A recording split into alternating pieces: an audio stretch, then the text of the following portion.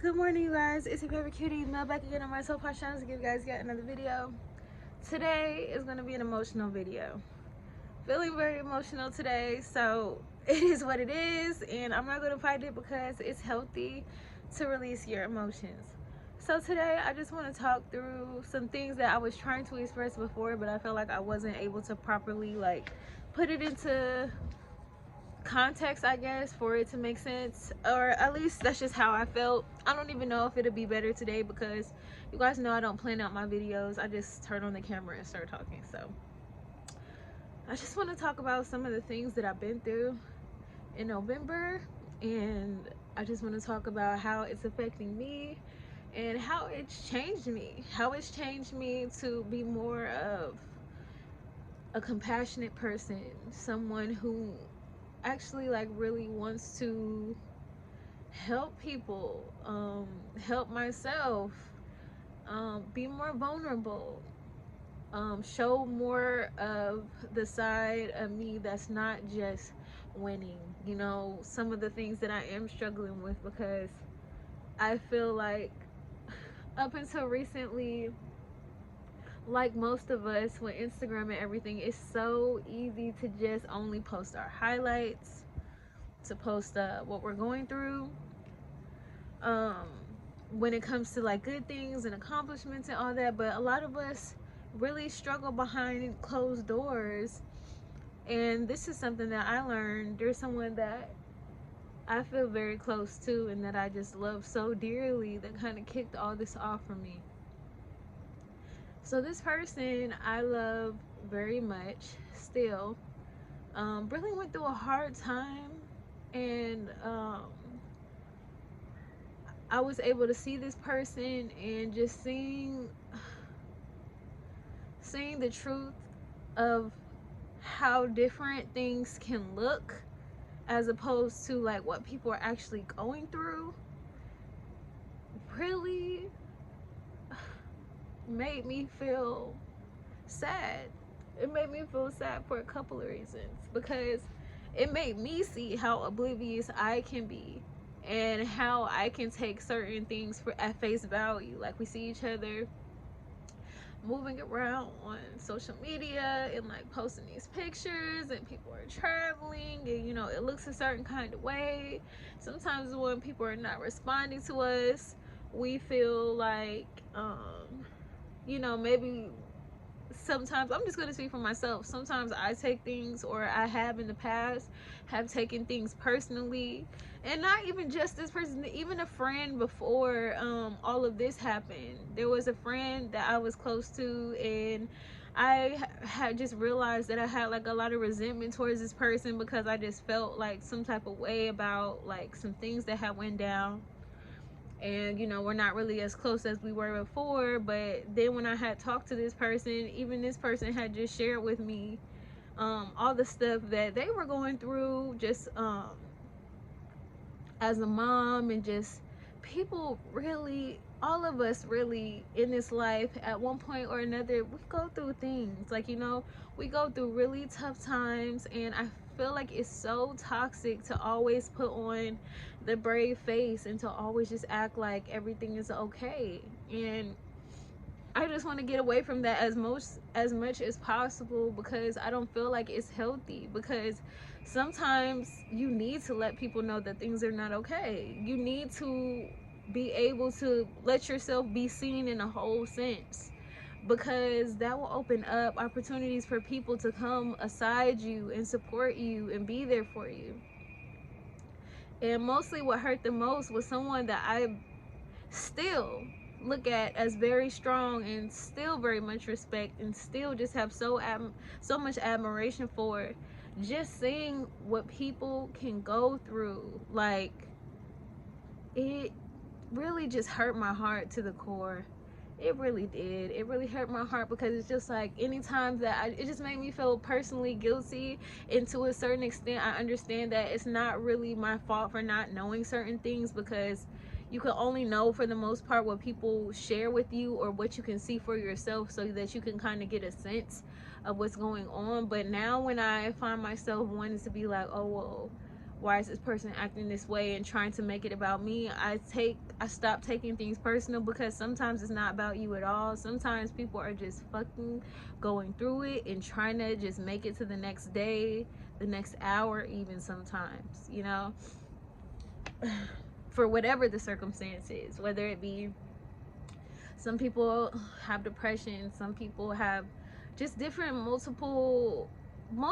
multitude of things. Sometimes, you know, I know other mothers who are going through things with their other counterpart, as far as, you know, their child's father, and things that they go through, and just hard times, and just trying to get through things and still have a good life, and still put on a brave face, and, you know, live your life too, and try to be happy. And just my own struggles lately, I had gotten to a point where I felt like I was just being so numb to the things that were bothering me, and it kind of came to a sort of head recently. And that's why I made that video about like asking for help, because while it's very true that I feel like it was something that I needed to learn in all senses when it comes to business and all that stuff, but it also really mostly came to a head for me when it came to like the whole parenting situation. Trying to, ever since I've had a child, I've always made a promise to myself that I wasn't going to self-sacrifice. I wasn't going to stop living my life. I wasn't going to put my life on hold. I wasn't going to make those compromises just because I was a mom, because I just simply believe that even with me being a mom, my life is still valid, and my happiness still matters. My dreams still matter. They're still valid, and I'm allowed to make choices to support myself and support that vision in my life as well. It's not my job to put my life on hold for 18 years and, you know, all my youth go out the door, just, you know, because that's a form of sacrificing my life for another, when don't I don't believe that that has to be the case. Does it happen? Yes. And are some people completely fine? Some people's biggest dream is to be a mother, you know. So this is not to shade anyone. Being a mom, being a parent in general, being a caregiver is a beautiful, fulfilling, worthwhile pursuit. However, I just have always had other things that I wanted to do while I'm in my youth, and I just have certain things that, you know, I just wanted to prove to myself that I can do just like anybody else. And I don't feel like because my gender or my sex is female, that I should have to take on society's perspectives of what that means and how limiting that can be. And that I've just always been so against that, and till this same day I still am, which is why I do a lot of the things that I do, and I make the choices that I make. When I share with people that I live downtown, they're just like, oh, like that's expensive, and oh, how is that living, you know, with a son and with a child and stuff like that. And it's not good or bad, it's what I wanted, so I did it. Like, you know what I'm saying? Anything that I ever wanted to do, whether I had my son or whether I was being supported with my son and maybe someone else was helping to do the caregiving, I've never stopped doing the things that were important to me. It might not look how it would look if I didn't have a child, but it's always just been important for me to make that choice to still live a very happy, fulfilled, and balanced life. But I say all that to say that when I did make the choice, the reason why I had been so fearful and took so long for me to even like take that leap to live on my own was because I was afraid that if I didn't have anyone else, that, you know, I would fall victim to all of the things that I just previously listed that I felt like I was very against.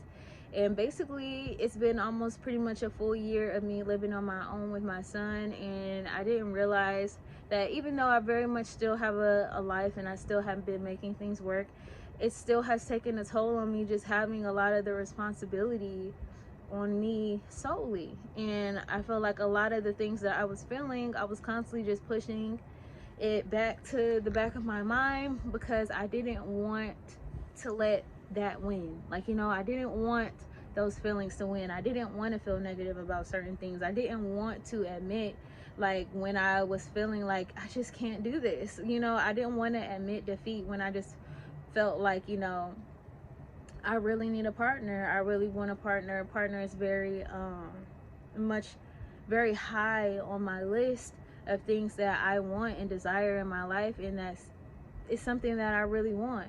And just not letting it get the best of me when I felt frustrated, maybe when things maybe seemed like they were going to go a certain way with maybe someone that I was dating and they didn't, and just going through the hardships of just relationships in general and the ups and downs that come with it, and then learning on top of that like a whole nother side of something that I just had no clue about without putting too much information, because it's not my business to share.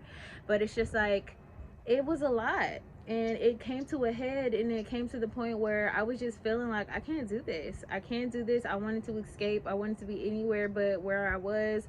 I wanted to just leave all of my responsibilities and just fucking go, and just go wherever the fuck. And I was having one of those moments to the point where, you know, I was calling and like sending out messages to the people who really support me and my son, as far as just making themselves available in the past to like take on some of the weight.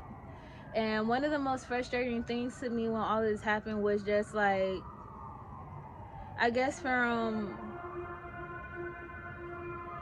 it just is very frustrating when you open yourself up to being vulnerable and actually really sharing that you're struggling with something, and to have someone kind of like question, well, why do you feel like this? Well, I'm just gonna put it out there. So I talked to my dad about, I was on the phone with my dad, and this is what really like kind of triggered me even further from where I was, and was more harmful than helpful in my opinion. I was talking to my dad about basically what I'm sharing with you guys, and to me it just seemed like he was asking me questions that were just like self-explanatory, and it was just so triggering to me, because it's just like, my dad has never made the decision to be a single parent. And the reason why I say decision is because just like it was my mom's responsibility to take care of me, it was also his. And there were times when I was growing up and I wanted to live with my dad because I wasn't necessarily getting along with my mom and my stepfather, and I wanted to, you know, just be with someone who I felt like was supposed to care about me, you know, and give me probably the masculine support that I needed in my life. And looking back on it, I definitely needed it, because look at what I ended up falling victim to, being a single mom and having sex, and, you know, just having sex early, and basically just making certain decisions that could have been avoided, you know. If I probably had more of like a supportive and loving masculine person in my life when I really needed it and was crying out for it. So basically, I don't know, my dad has always made the choice, because at first when I reached out to my dad to ask him to live with him when I was younger, I remember just feeling so rejected, because he told me like, you know, well, I would love to do this, that, and the third, but I really need a partner. Like, you know, so that shows to me, you see the value, and you know how important it can be to have support in order to be a parent to someone. So for you to question me and ask me like, oh, and just act so dumbfounded by the fact that I'm feeling overwhelmed and just asking stupid questions, it just made me so angry. It made me so angry, because it's just like, the same reason why you didn't want to do what you didn't want to be a single parent, or some of the same reasons that I don't like. Is it because I'm a woman? I feel like a lot of times men have these preconceived, men especially, but women too, because misogyny is ingrained in pretty much all of our society. It's like, just because I have certain body parts, I'm supposed to just be so excited and so willing to self-sacrifice myself, even my mental sanity. And the reason why this is even more triggering to me is because, you know, I never got to meet my grandma, but my grandma, she passed, I think, either when I was just born or maybe even before I was born, I don't know, but she passed due to drug overdose and like going through those kinds of struggles. So it's just like, you don't wait until people fucking crack and go fucking crazy in order for you to offer support. Like, you know, you don't. And another thing is, I just learned too, at least me, when people are talking to me from now on, I'm more so just going to take on active listening, and then just ask, you know, what can I do to help? And then, you know, really just try to be a loving support, you know, and not ask stupid questions that It's just like, yeah, everybody fucking needs support. Everybody does. And some people handle certain things better than others. Some people have a higher threshold for freaking stress, but I think that we're just so used to telling people that to be strong, to be strong, to be strong, to be strong, until people literally fucking go crazy sometimes. And just realizing all of the different factors and just all of the people who live with things like depression and anxiety and all of these things that a lot of us probably don't even realize. I feel like everybody, to a certain extent, we all have different brain chemistries, and there's just so many different things that even if people don't go to get diagnosed, which I don't feel like everybody has to, but it's just like, even if you don't necessarily subscribe to certain labels and stuff like that, like, people, it's okay for people to ask for help, and it's okay to need help, and it's okay to give help without having all of these boxes that people need to check off to make sure they really are going through it, or that they're really, like, you don't need to see someone have a full psychotic breakdown before you fucking offer a fucking helping hand, or, you know, be someone to just listen if you can't do anything else, and not ask stupid questions that are just like a spit in the face, really, to the fact that you're even opening up, you know. So I don't know, this is just, I just say all this to say that mental health is fucking important. And even like when I was going, after all that I've been through, I've just been doing a lot of research too, and I've just been opening myself up to being more educated on what it means to have certain mental illnesses and what people actually go through, and just going through even YouTube and just seeing different people talk about their experiences, and it just opened up my heart so much, and I just feel so much more compassionate for fucking everybody, because the truth is, life, we all go through things that are hard, and this, everybody has just different levels of what they can handle, and there shouldn't be a shame to that. Maybe for you, you can go through freaking 3 years of fucking hard shit, but maybe someone can't handle even just a month or two of your same situation, and that is okay. There's no, I don't feel like there should be this hierarchy of, you know, pain and stress for people to be validated in what they're going through. And I feel like that's just basically the biggest thing that I've been taking away from this, and even just how I share with you guys how I volunteered on Skid Row, and just reflecting on how it made me feel and the things that I saw when I was there, and just the things that were spoke about. And it made me feel sad that there are a lot of people, true enough, I think that some people just fall on fucking hard times, especially if you're living in like a high cost area, in situations where people are losing their jobs and maybe just don't know any better about how to be financially stable and things like that, and fall into homelessness. And then there are also a large part of people who are just fucking in need of someone to give a fuck about them, give a fuck about their mental health. And there are a lot of people who are just mentally ill that are on the streets, and it's just like, it's sad because a lot of these things are curable. Even, you know, a lot of these things can be cured if we cared enough as a community, as a nation, as a world, about people who have mental health struggles, because there shouldn't be anyone out there who just doesn't have anyone to care about them. And that's just what that's what's been on my mind. And it's just like, you don't have to freaking be labeled, you know, critically depressed or anything like that. You could just be fucking having a bad day, and it's valid for you to want to have someone to be there to support you. Like, it doesn't matter. Everyone needs someone to care about them. Every single one of us.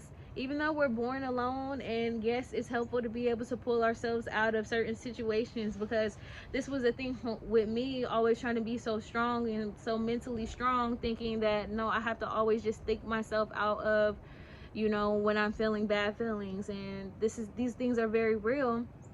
But at the end of the day, like, that doesn't take away from the fact that sometimes shit is just fucking hard, you know.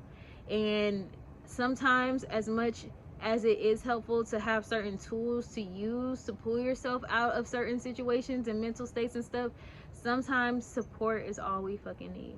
So I'm going to end the video here because I don't want it to be too long for me to upload. But I love you guys. I hope that you guys got something out of this video. Please like, comment, and share your thoughts, and I'll see you guys in the next one. As always, stay posh and stay cute. Bye.